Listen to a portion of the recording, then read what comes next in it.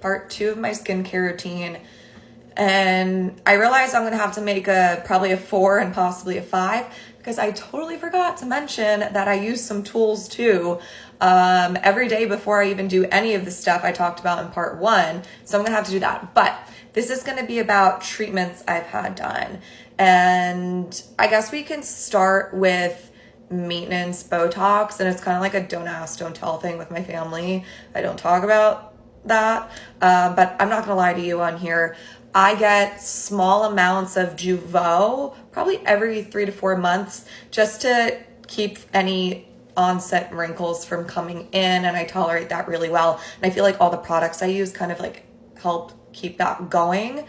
Then I have had, I've had Morpheus 8, I've had Siliform X.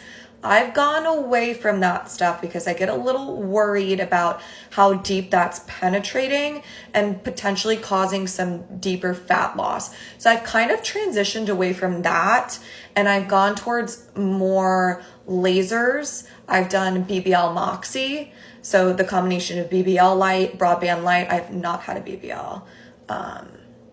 That's hard work at the gym. Moxie, I've had done as well. You can have them done together or separately.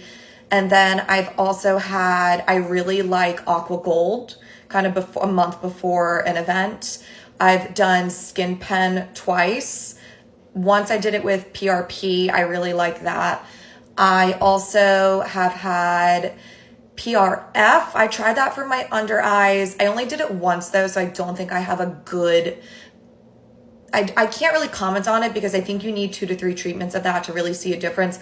But I got bad black eyes after it and I just haven't had enough downtime where I could be sporting 2 black eyes right now. Let me think of what else I have had done besides that. Hydrofacials, but in my controversial opinion, I think they're a waste of money. It leaves you glowing and it gets any gunk out. But if you're going to do that, you might as well go in for a microneedling or spend a little bit more to get a little bit more results out of it. Sorry, I had to cut that short because I have a very needy black lab who is barking for my attention. But I'm also thinking about any other treatments I've had done. I think that's it for the most part. And the funny part of my wedding being called off was I've been going to the same med spa for like over 5 years now.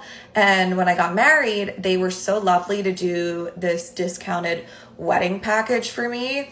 So I went and got all these treatments done to have this like glowing skin, and then my wedding got called off. So it wasn't really a downside because I came out single with this kind of skin.